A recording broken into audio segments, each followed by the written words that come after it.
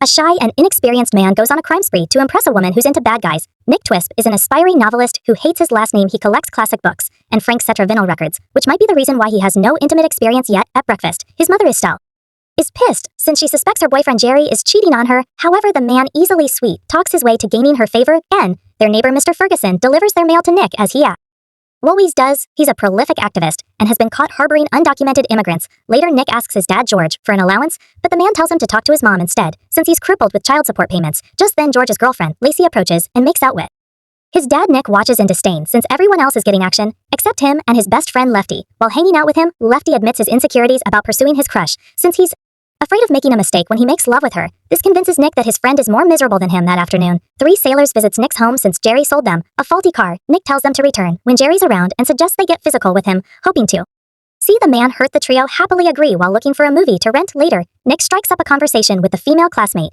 but they're interrupted when the woman's boyfriend insults Nick's chosen film and leaves with his girlfriend. The lonely man remarks that it's always the bad boys who get the women in real life. When he returns home, the sold car is already parked in their driveway and vandalized with a threat. Estelle and Jerry question Nick about it, so he tells the couple that the sailor came by to avoid them. Jerry invites the mother and son to his friend's cabin, only to take them to a dirty trailer home in Ukiah. Pissed at the man, Nick later asks his mom if her relationship with him is going to last. She just excuses that it's hard to find someone interested in old women like her. Before joining Jerry in the bedroom the following day, Nick heads to the public shower when a woman named Sheeni Sanders gives him a cool. Her smile fills him with amazement as he showers after.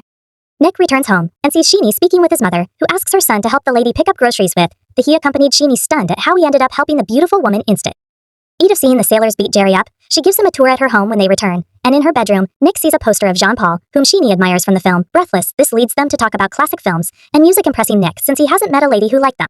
2. He learns that Sheeni prefers French media and wants to live in France and travel the world instead of being stuck with her exhaustingly religious parents. Before Nick leaves, the man musters up courage and invites Sheeni to the beach tomorrow. To his surprise, she agreed the following morning. Nick goes to pick her up but meets her father, Mr. Sanders. The man reminds Nick that he's responsible for Sheeni's safety. Before the lady joins her friend at the beach, Sheeni asks Nick to put sunscreen on her back, but this gets him excited, which the woman notices. Embarrassed, Nick tries to move away, but she tells him to apply sunscreen on her legs, next allowing him to caress her. As they're heading home, however, Sheeni reveals that she has a boyfriend named Trent. Not wanting to lose face, he makes up an awesome girlfriend and criticizes Trent before leaving that night. Nick anguishes is over losing his chance with Sheeni. He realizes that he might never be with a woman if he doesn't change his personality, so the next day he visits Sheeni and quickly apologizes for acting immature about Trent. He invites her out again, but she's going on a hike and can't take him since he's not prepared, wanting to be a different one person. Nick insists that he does his hiking freeform so he doesn't need any gear. Because of this, Sheeni scales an incline in the forest with ease, while Nick struggles behind. After Nick relieves himself, he finds the woman reading his journal, which upsets him. She offers him her journal to make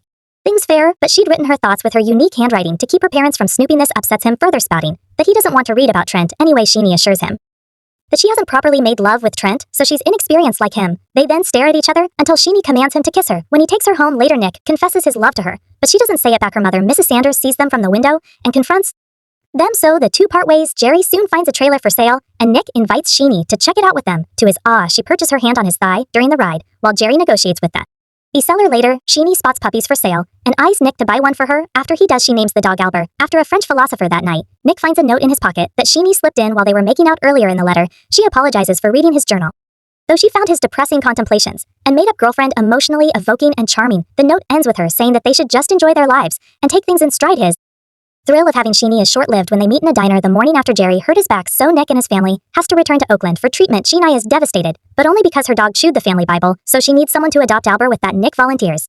However, he's worried that Sheeni will fall in love with someone else while he's gone. The woman just comments that she can't put her life on hold for him, so Nick suggests that they run away or have him kick out of his mother's house so he can move to Ukiah if his father gets a job there. Sheeni admires his determination, though she notes that to get kicked out of his mother's house, Nick has to be very bad with a plan in mind. Nick soon returns home with Estelle and Jerry, only to find the vandalized car somehow inside the house. As his mother freaks out about this, Nick goes to the backyard, but discovers that Lefty has been camping there. He told his parents about his sister's relationship, so she made his life miserable, and he had to get away to lighten the mood. Lefty then updates him about his romantic endeavors, revealing that he got a book about lovemaking to prepare interested. Nick borrows it. Later, Sheeni calls to check on Albert and asks if Nick had done anything yet. When he hesitates, she pressures him, saying that she could eventually marry some guy named Francois if he doesn't shape up, threatened that his nice personality isn't enough for Sheeni. Nick decides to create an evil persona for himself named Francois. One morning, Officer Westcott visits the report that Jeffrey suffered a heart attack and passed away. Estelle mourns, especially when Westcott says that Jerry's wife is claiming his car, having not known that the man was married. As the officer embraces his mother, Nick returns to his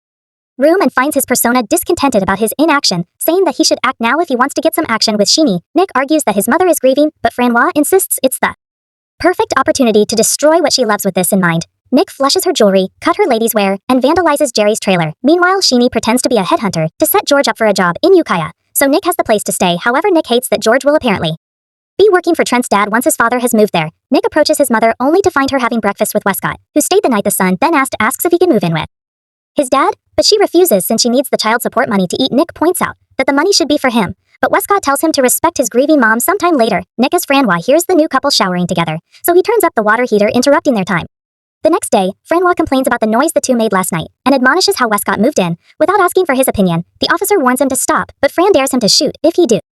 As it when the man can't do it, the teen flips the cereal bowl and leave. Nick soon heads out to ride Jerry's car and crash it, but Fran joins in with 2 fuel canisters, suggesting they light the vehicle on fire. Instead, reluctantly, Nick follows Francois's destructive plan, despite his plea for restraint. Francois agrees sarcastically, then hits a pothole that spills the fuel canister. He continuously does this until the trailer detaches, careening down a slope, and crashes into a cafe. Nick leaves the car in half.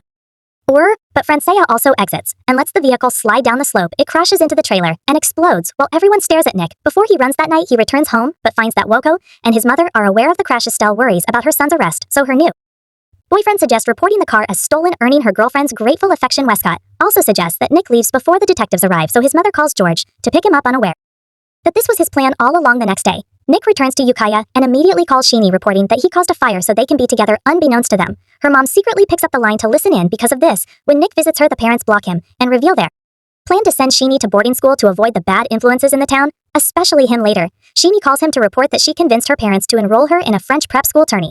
This disaster in her favor. In contrast, Nick is devastated that she's leaving to make things worse. George reveals Trent's transfer to a French prep school, implying Sheenie will be with her boyfriend when he starts in his new school. He meets VJ, who's heard about his relationship with Sheenie. VJ wishes to attend the same French school that Sheenie transferred to, leading Nick to realize that his new friend speaks French. Because of this, he asks him to translate Sheen's letter for him, where he learns that the lady now has a promiscuous roommate, and Trent is the popular guy at school. The two deduce that the roommate is a bad influence, and Sheen's boyfriend will blind her from Nick's charm. With that, Nick decides to follow her, and VJ tags along, wanting to meet the roommate. Soon they drive up to the prep school, where Sheenie and her roommate Taggarty spot Nick holding Albert. The woman is happy that Nick came all this way with Albert, while VJ charms Taggarty with Sanskrit epics. Instead, Taggarty invites the men to stay for the night. That night, the roommate seductively climbs the bed in front of their guests. The two men then prepare to sleep on the floor. Though Tager still stares at them meaningfully, Nick then sees Francois sitting in one corner, disappointed at his lack of initiative. He takes this cue to go beside Sheenie and suggests doing something intimate, but she refuses since there are other people in the room. Disappointed, Nick washes his face in the public bathroom when a sullen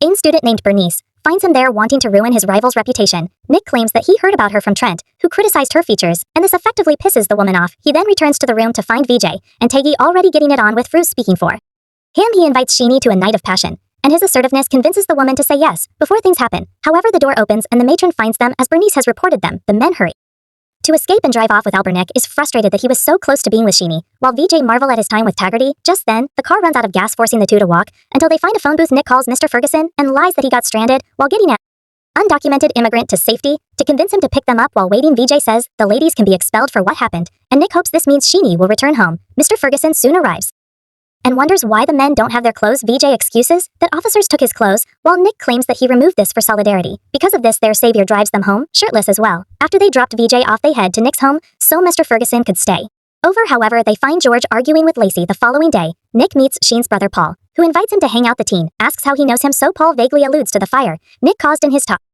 One later at school, Nick learns from VJ that Sheenie wasn't expelled because Tagger convinced the matron that she was innocent. Frustrated, Nick hatches a new plan and sends a letter to Bernice. He claims to forgive her for telling on them and suggests teaching Trent a lesson for mocking her by getting Sheenie expelled. To do this, he sends Bernice medicines to mix into Shine's drinks. This will make her sleep through her classes and drop her grades. When Nick returns home one day, he finds Paul with Lacey and Mr. Ferguson, who've had some of the younger man's herbs. Paul also offers Nick some mushrooms, and taking them makes his time reading the love book a lot more lively. George later arrives to find everyone hammered, so he scolds everyone until Paul punches him. This gets him and Lacey thrown out of the house. Before they leave, Paul invites Nick to Thanksgiving dinner since his sister will be there soon. Nick prepares for the dinner when his mom calls. She and Westcott broke up, so he stopped covering Nick and the police are coming to arrest her son. This makes Nick nervous, but he proceeds to dinner despite Francois warning that it'd get him arrested. Lacey, who's now living with Paul, greets Nick at the house, while the parents are spaced out on the couch after eating their son's stuffed mushrooms.